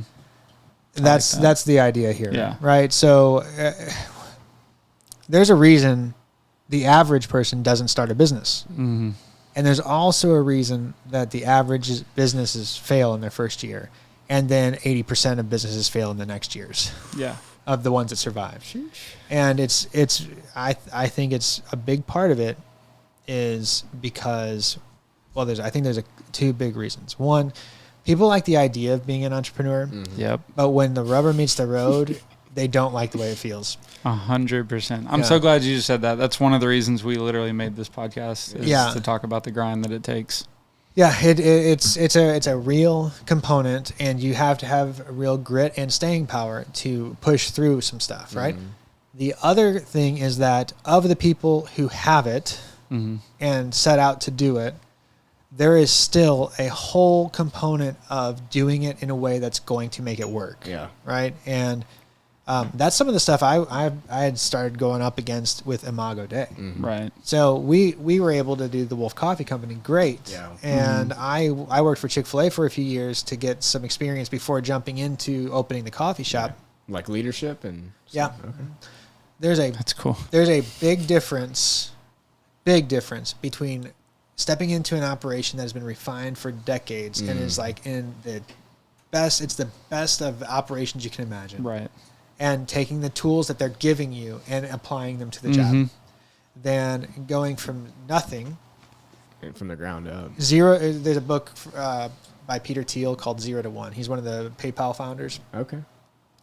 0 to 1. 0 to 1. And that is so fundamentally different and more challenging.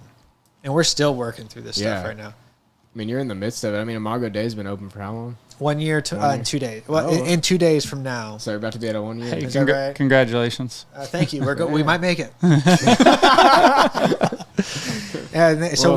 We might make it to the 1 year, and then we'll see if we're at 20% or not. Yeah, gotta get the Harding students back in town. So we have a good thing going for that this upcoming semester, I think. But you don't know what you don't know. Mm-hmm. And when you go from 0 to 1, you don't know anything. Yeah. Right? Unless you've done it at least once before, you don't know anything. I thought at this time last year, when we were going to be opening in 2 days, I thought, man, the worst thing about doing this is shopping for all the stuff that I need.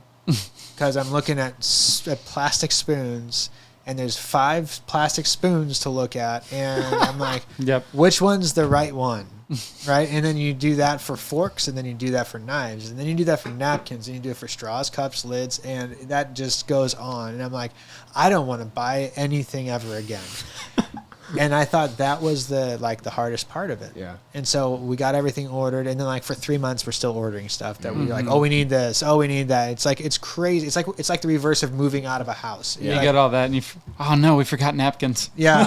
It's like, oh, these napkins that were a great price because they're little 2-inch square cocktail napkins. You know. Oh my.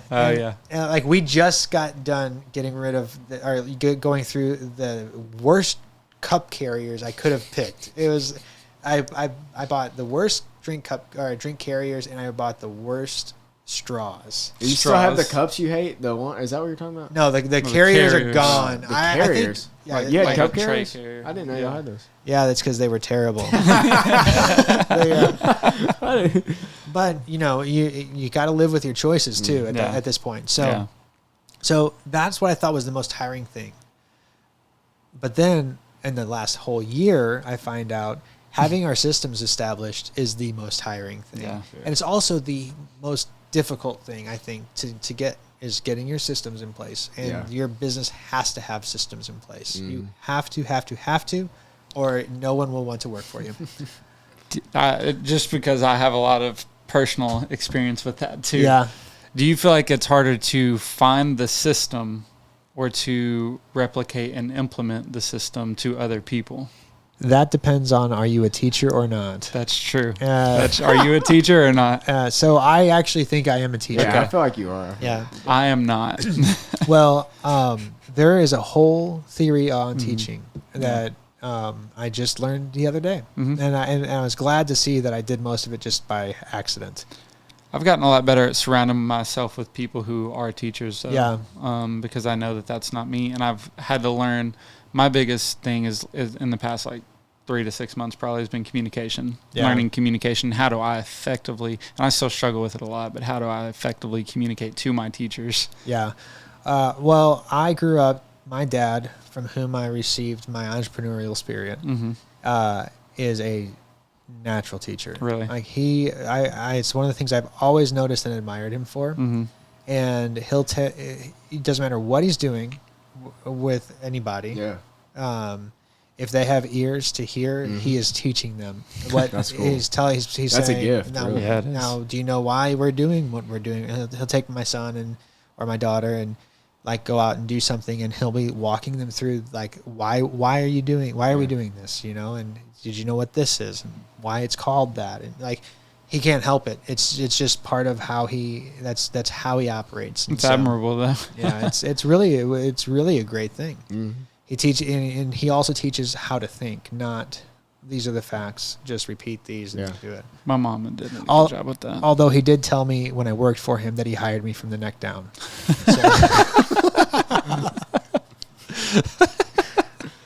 Multiple times. That's good. Yeah, That's good. but yeah, I think that to me the challenge is taking the time to build the systems.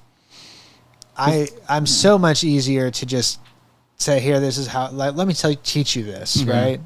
But to take the time off of being on the floor, or trying to develop something that's fun, taking the time to build the systems, that's really what sets you free. Well, one thing I think is what I think a lot of people struggle with this, and I think I want to hear what your thoughts are on it. So, like, when you find those systems, like you're talking about, you've had, what happens, like, since business is always changing, what happens when you have to refine something? How do you go about presenting that to your people, and what do you think has been most effective for you, since y'all have probably made some changes since you first started almost a year ago?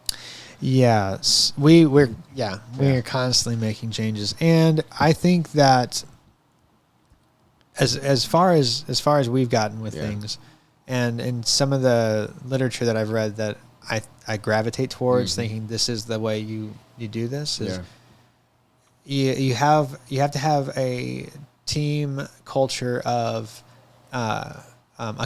collaboration, right? So it's you don't want to be leading your team by just making all of your decisions in a vacuum and then just throwing that on to everybody. Yeah. The best way to operate your team, I think, is to be operating based off of feedback you're receiving from your team, and then working collaboratively to troubleshoot or problem solve. And so it's actually not coming out like what the hypothetical that you put out there. It's actually a situation that everybody's aware of is something that needs a change. Yeah. Everybody's agreed that it needs a change and is working collaboratively to find that change. And then you say, all right, are we in 80% agreement? Yeah. Okay, 80%, great. If you're in the 20%, you got to take it. You got to champion this as our solution. Yeah, you got to go with it. And if that's a problem, then this may not be it anymore for you. We literally were talking about that earlier today. That's crazy. That's why we were. I was like, no way. Yeah. So you can't do everything by consensus. You'll go nowhere. Yeah. Right. But at the very least, your leadership team needs to be involved with where you're going, and you have to have 80% consensus. Yeah. I think I took that out of actually. I think it was from. I want to say, do you know who Tony Fadell is? Heard He's the name. the godfather of the iPod. He's the guy who created the iPod. I've definitely heard of him. He wrote a really great book called Build. And I think it came out early this year. Really? I'm pretty sure. Yeah. And I've got to become a reader. You have. Really do. Yes, you have to. What's your first book you recommend to somebody that's not a reader that would be beneficial? Like besides the Bible? Okay. I actually wouldn't recommend the Bible to someone who's not a reader. Yeah. I would recommend the Bible to somebody who's looking for some spiritual fulfillment. Yeah. For what you're asking me, I think my question would first be, how sold are you on the idea that you need to read? I think I'm pretty sold. Like, I like to learn. Like, are you actually sold? Like, are you willing to wake up early and start doing it tomorrow and miss a meal before you miss your book? I don't know. I don't know if I'm there. Well, there's a guy named Jim Rohn, Rohn. Yeah. He's no longer living, but he has said a lot of great things. Uh-huh. And one of the things I like that he said is miss a meal, but don't miss your 30 minutes of reading every day. Some people have starved their mind so much they have rickets of the mind. Huh. Right? So that's a pretty cool take. Without literature, mm-hmm. humanity would never advance. Right? Yeah. If everything was still taught by oral tradition, mm-hmm. it would be we'd just be kind of stuck. Our progression would be so slow. And you have the mysteries of the universe in print, and all you have to do is unlock it with your eyes. And that should happen every day. I've got to read. Yeah. I've got to. So if you're fully convinced that you need to be reading, I would maybe start with Atomic Habits by James Clear. Yeah. Write it down. Because he gives a great framework for building a habit. By who's it by? James Clear. James Clear. Yep. He also has a great newsletter. I don't check my emails very often, so I don't read it very often. But but when you do, it's probably the only newsletter I would read. Yeah. And then I know there's people that are going to listen to this that are where I'm at too. Like people that are coming from my audience are definitely probably not big readers. If you aren't sold yet on the idea of compounding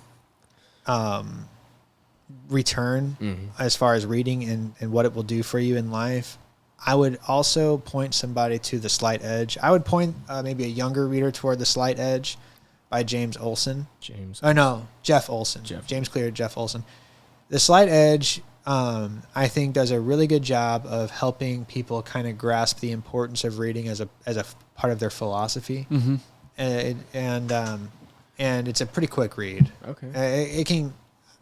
Some people have felt that it can get a bit repetitive, and I agree it can.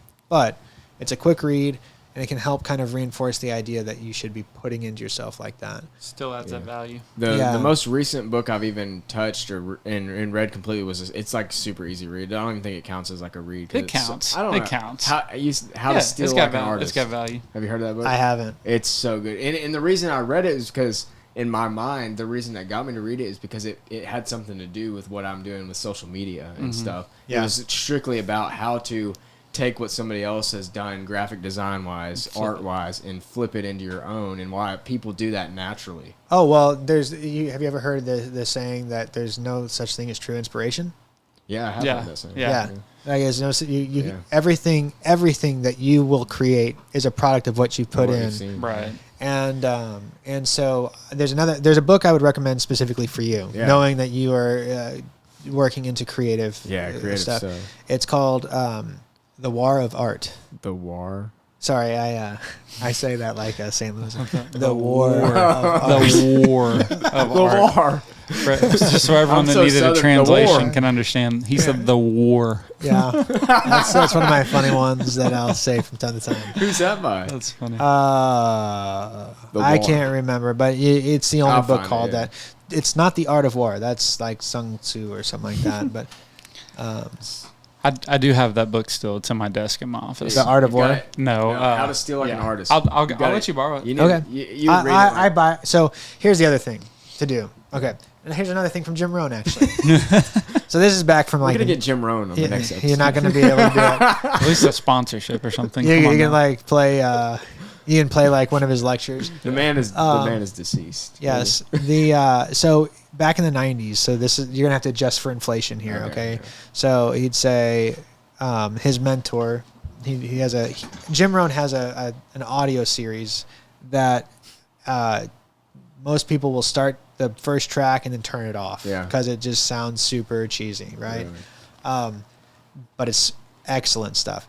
He talks about his mentor Earl Shoaf, who at age 25 kind of taught him how to approach life, and he says that Mr. Shoaf said, you know, what does every house that's worth $250,000 have in it?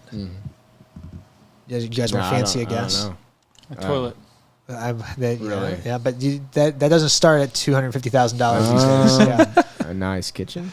We don't roast in our outhouse. Garage. I tried to bring it full circle. Yeah. Yeah. A garage. A library. A library. Yes. Okay. Really? Yeah. Every house? Yeah. No, at 250. That's at $250,000. $250,000. Yeah. So the implication, obviously, is that rich people read. Yes, or at least they like to make people think they do. I don't know. Right. But here's what I did, and this worked really well for me. When I first started reading, I think the first book I picked up was a book called Making Ideas Happen.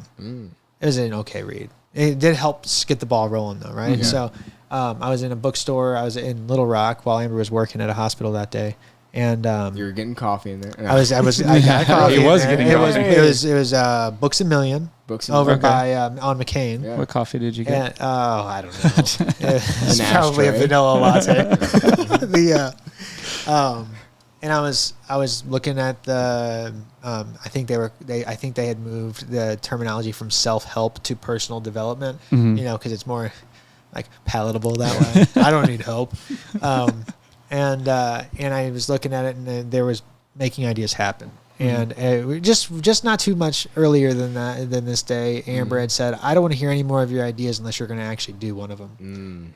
And so I was like, I got you. You know, that might be good. ADHD people do get a lot of ideas. Yeah. I would attest that to ADHD too. Well, it's actually not ADHD. Really? Yeah, it's actually more of your personality typing. Okay. Yeah, there's people with ADHD that don't create ideas. Yeah. Really? But people who do have ADHD and have that personality type, I think that's a force to be reckoned with. Yeah. So that book was there, and I picked it up and I took it home. Yeah. Yeah. It's one of the few books I've bought from a bookstore. Anyway, all I'm saying is buy the book, buy it in hardcover, even buy it used on Amazon for the paperback price. Yeah. And then put it in your library and treat it like a trophy case. Yeah. So do you have a library? I do. Really? How many books have you read, do you think? Oh, I don't know. Plus or minus 100? It's probably right around 100. Dude, that's cool. Wild. How much knowledge is in there? No wonder. And this guy is so smart, dude. I learned more after college than I learned in college. Yeah. And I took the long road through college. Yeah. I would agree with that too. And I don't read as much as you do. What is college? No, I'm just that's good. It's an experience. It's an experience. I think it helped develop some of my life structured things, but not as much what I'm doing structured things, if that makes any sense. Yeah, I am doing nothing that I studied in college. Yeah. I didn't even read many of the books in college. Well, but whose fault is that? My own. Yeah? Yeah. Yeah, it's my fault I left college no more educated than I went in. I didn't invest in it, you know? I feel like I went to college because that's what you were supposed to do. Exactly. Yeah, I don't feel like I will say, it's because I didn't understand what I wanted, and I think college did help me figure that out. I wanted to go to nursing. I wanted to do law school. I wanted to do all these other things because I thought that I wanted money. And I didn't end up wanting that, but it helped me realize that that's not what I wanted. So we came through college at a very, I think what will, in hindsight, look like a very specific window of time where there was pre-federal money college where you go to college and you get a job. Yeah. And that job takes care of you for the rest of your life. Yeah. Right. Yeah. And then there was federal money college. So no child left behind. Everybody deserves a fair chance at education. So let's just make the most unethical financial circumstance that we maybe have right now, which is let's let 18-year-olds borrow $100,000 plus dollars. $200,000. With no concept of money and no requirements to borrow. Boom. No requirements for job. No. Nothing. Just because this gets me riled up. Me too. This gets me so riled up. This makes me so mad. Okay, so say like right now, Dylan wanted, or Isaac or whoever, they want to go buy they have no income. Okay. Yeah. Let's just say that's hypothetical. They want to go buy a $200,000 house. Yeah. They're going to require income. They're going to require credit score. They're going to require all these things. If I'm 18 and I want to go to college and it's going to cost me $200,000, they don't even ask questions. They just say, "What's your social security number?" Here. So I say it like this. I say if as an 18-year-old, I'm from St. Louis, so I started banking with Bank of America in St. Louis. If I'm an 18-year-old and I walked into Bank of America by my house and I said, "I need to speak with a loan officer." Hi, Mr. Loan Officer. My name is Matt Kiefer. I'm a high school student up the street at Afton High School. I have this great idea, and I need about $120,000 for it. He'd be like, okay, well, Matt, tell me more. Well, here's what I'm going to do.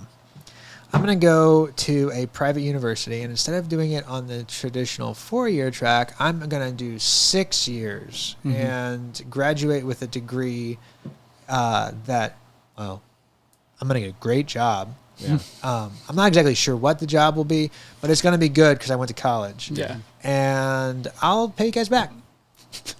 Do it real quick. Promise. I had a job in high school, and I had to pay for my gas on my car and my insurance.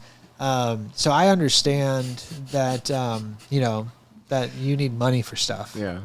Right? Because I did those things. So what do you say? That loan officer is going to not give me a loan.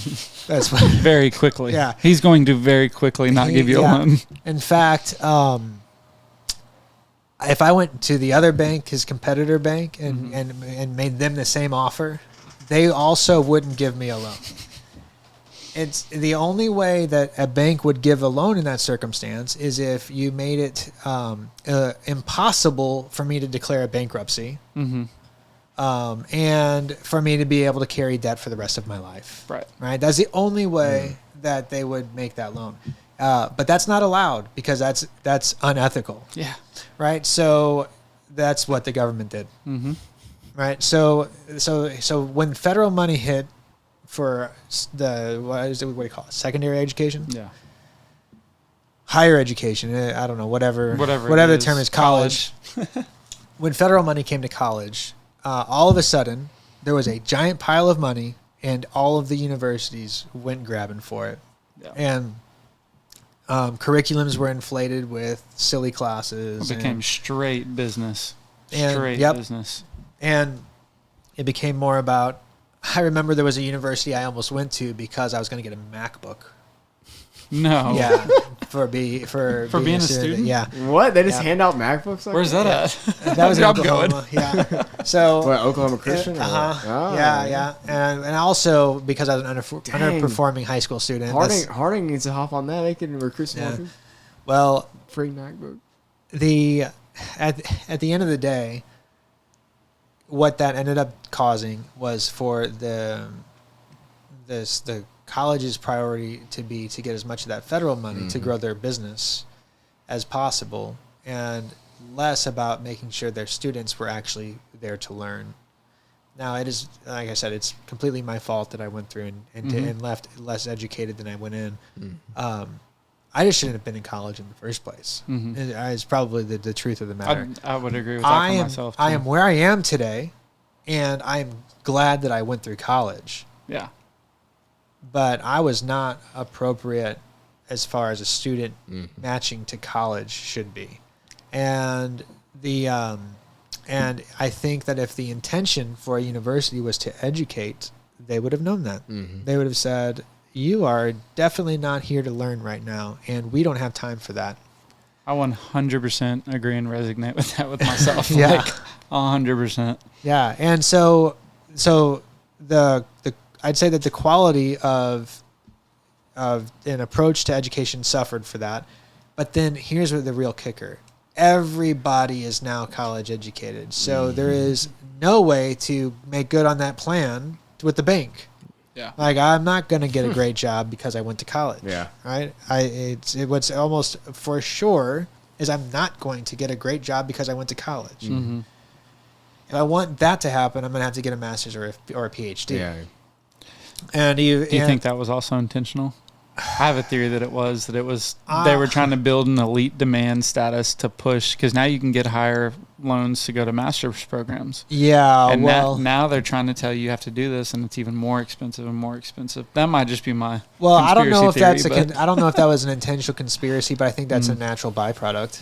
I think that's just the way that unfolds. But two different types of thinking right there. Yeah. Well, I can get on to some conspiracy thinking. but really you have what you now have is you have an entire educated class of people with no means. Well, they have means, but they are not equipped, or they don't have the power they thought they were going to have in this window that I was talking about where we were in school. Mm-hmm. We were that in between. Our kids are going to know, right? They're like, do I want to be a doctor? Great, I'm going to college. Do I want to start a business? May not need to. Right. Do I want to be a barista? Definitely don't need to. But really more actually is, do I want to be a welder? Don't need to go to college. Yeah, right. Do I want to... A farmer? Yeah. There's so much that you don't need to go to... Well, yeah I don't know. It's crazy to me. We're in that window where we thought you go to college because that's the way you go. My grandpa, you gotta go to college. Yeah, my grandpa, may he rest in. Yeah,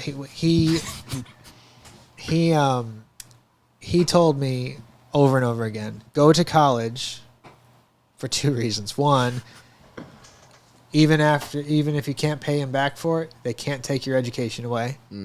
And two, if you don't go to college, you'll be asking, do you want fries with that? For the rest of your life. Ouch. And then I went to work at Chick-fil-A. I felt targeted. Yeah, so did I. I was like, here I am. Do you want to enlarge those fries? Yeah, that's funny. That's one of the things I told Amber right off the bat when I started working there. I started working at Chick-fil-A back when I was, I think, 35. Bro. And so... but did you like immediately start out as manager over there? I was offered a drive-through director position there. Wow. Yeah, which was cool. Very... That's essential. Fortunate. You were working a lot of hours probably doing that too. So I was working 3... So this was a probably bad idea, but I'm glad I did it. So Wolf had just been born. Right. Amber's still working at Arkansas Children's Hospital. And I decided that I wanted to run an ultra marathon. At the same time as we had a kid, I changed a job.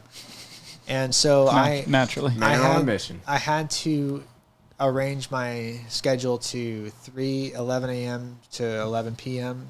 Monday, Wednesday, Friday. At Chick-fil-A? Uh-huh. And then I did Saturdays like 9 to 4. Wow. And so what I would do is I would do my running at like 1:30 in the morning after my 12-hour Chick-fil-A shift or my 13-hour Chick-fil-A shift, and I'd go do like a 6 or 8 mile run midweek, 3 times a week, and then I'd do my long runs on Sundays. That's no a lot. Excuses. So that's a lot. No Yeah. days off. So man's on it. I remember laying on the floor of Wolf's bedroom, like at 6:30 in the morning, because here's something for the people who are listening that don't have kids. Kids wake up no matter what time you go to bed. They wake up. Yeah. Okay. Ready to go. Yeah. So I remember some mornings laying on the floor in his bedroom while he's like playing on top of me, like half sleeping, like truly sleeping while he's like crawling on top of me because he's one. It's like, and just thinking, Just give me a little bit more here. But Yeah. that was we made it through that time. It's just amazing to me. I feel like I obviously don't have kids, but I feel so stressed out with my time management right now. I can't imagine. Like, and then you have 3 kids. We have 3 now. We have Wolf, Ruby, and Layla. That's crazy. Hey, that's not possible without my rock star of a wife. Yeah. Yeah, Amber's incredible. Takes a team. Yeah. Oh yeah. Absolutely. I did have one more question for Matt. Oh yeah. This is the last question I had. Okay. And it's not really, it might not even be a question, but I think I've asked everybody this so far. It's just like one thing that I get a lot from people is like, how have you gotten to where you're at right now? Because they see people being a business owner and they think you're doing all this. Yeah, everybody wants to know how you do it. It's like they always want like a one-word answer, but like it's not just a one-word thing. Yeah. But like, what would you say to them? Like if like they were like, hey, how did you get to where you're at right now? I think the first question I'd want to ask back to them, just to kind of gauge what they're asking, is where do you see me at right now? Yeah. Oh, dang. Yeah. Dang, I've never That's thought good. about asking that. Yeah. Like, where do you think I am? Yeah, like what when you ask me that question, what have you assumed about what I am right now, right? Because Got him. It got Reverse. me. No. you put the reverse down. Uno, I swear baby. I'm gonna say that next time. That's reverse. good. That's good. and it's not to turn the tables. No. It's because I really want to give them Yeah. a good answer. Because if they're assuming that I am a business owner that has like made it, well, I haven't gotten to where I am. Right. If Like you that's still the got case. bigger things in the world. Yeah. Yeah. We have a big plan. We are just at the very start of this, right? Are you allowed to talk about the drive-through yet? Yeah. Okay, That's I was like, in fact, we got great news today. Yeah, well- Thankfully, we are able to start building the Okay. thing. We That's got awesome. our clearance. So for drive-through's coming, Imago Day. that. Yeah, hopefully about 2 weeks. Really? I don't know. We'll see. That'll be- You're gonna That'll put be it up in moving. 2 weeks. That's the plan. That'll be moving. And it's 100 I'm degrees excited. down. I It's hope it 100 happens. degrees outside every day. I'm And you excited. just got to do whatever you got to Hey, do, you know? Do whatever you do. Just The, hydrate and get out there. That's usually the answer I give whenever I get the question that I asked you previously is just doing what you got to do, being resilient. And some days you might have to not sleep. Some days you might have to work 15 sure. hours, 20 hours, and everybody is coming to you with a problem. Yes. So You hear everything. well, and it doesn't have to be that way. Yeah. Well, Okay. I'm saying when you get started, like when I started, if you don't know what's going on, everybody's situations. That's my personal experience that I share with everybody. Is like you've just got to be resilient. Yeah. So if let's say they're like, well, how did you get to where you can open a business, right? Because that's really where we are. Yeah. We've opened a couple businesses, right? My answer is, do you read? Right? Mm-hmm. Because for me, the difference maker was I started reading. Yeah. Mm-hmm. At 26, I started reading. It wasn't 4 years before I started reaping benefit from it. I probably reaped some benefits like after a year to 2 years, but at about 4 years, I started to realize I'm actually practicing what I've been reading. Wow. Like it just becomes Gaining and practicing that knowledge. So at 26, I was a regular night man at Capstone, and I was working the overnight, and inevitably every overnight usually descends into, like at about 2 a.m., the vortex that sucks all life energy opens, and you have to battle that for about 30 minutes. And then when you reign victorious, after wielding your Rockstar, your 5-hour energy, or whatever you do, then you inevitably get into YouTube and start going down the YouTube rabbit holes, right? Oh yeah. Somewhere along the line, I noticed a friend of mine who, or I wouldn't say friend, I'd say a peer in school, an acquaintance, somebody who I'm friendly with and got along with, but we didn't like hang out all the time. Right. But I noticed that he was doing what he went to school for, the same degree as I had. But the difference is he's working with a major animation studio doing stuff that he said he wanted to do, and I'm sitting in a chair that a lot of people farted in overnight and watching YouTube, right? Yeah. And there was I all of a sudden felt this tension, Yeah. and I was like, what am I doing? So I started Inner reading. conflict. It started smelling bad in there. No, trust me, I was in a cabin full of guys 18 years and older. It was smelling bad long before that moment. And I was like, what am I doing with myself? Where am I going? And I have a lot of dreaming, a lot of visions, not visions, but visionary type things where nothing's happening. So I started reading. Yeah. And I noticed as I became the night staff manager and was effectively creating policy and effectively leading a leadership team and an entire staff of night staff. And I realized this is the culmination of all of those days, all those mornings that I had been reading. And that's not where I didn't stop there. Yeah, that's when we started looking at business, and my ability to go into a leadership role at Chick-fil-A in an already entrenched culture with leadership in place, and actually, in some ways, I feel like stepping on toes to do so was only possible because of that effort put in and that time put in. And then, in addition to that, if I had stopped there, I wouldn't have been able to continue making the steps we made to actually opening a business. So if you're not reading, you've got to be reading. And I think every single major successful business person, that's not me yet, will say the exact same thing. And there's so much beyond just the knowledge. It's the belief in yourself that you're worth putting that effort into. And that's straight from Jordan Peterson. You have to love yourself enough to feel like you're worth that investment to put the effort in. That's good. Right? What you said before that reminded me of something he had said too about like having that inner conversation of like, are you really where you want to be at? And if you're not, can you accept the responsibility and be accountable for that? Yeah, I had that That's same difficult. Yeah, in college, difficult. I had that same conversation with myself when I wanted to date my wife. Really? And I was like, I'm not the person that I need to be for this. Yeah. Do I want to be that person or not? Right? And because that's the kind of person Amber is, just in case you were wondering. And and so, I would say, if you want to get to here, you need to be investing into yourself, right? That's good. But then you have to have some of the other qualities, like you have to have the grit and the resilience, and you have to have the right expectations of what it means.